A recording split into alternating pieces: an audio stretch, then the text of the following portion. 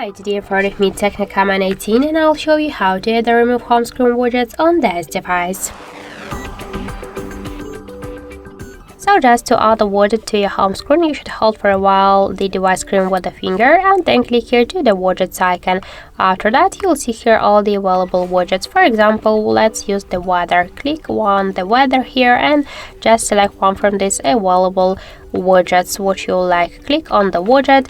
For example, here network is disabled, so if you wanna move this widget here on the screen, just hold it and drag it. Also, we can move the widgets between the screens by the same way. You just should hold and drag it. We can also create the new screens with the widgets, and if you wanna remove it, just hold it and click to remove icon. So that's it. Thank you for watching, and if you find this video helpful, don't forget to leave a like, comment and to subscribe our channel.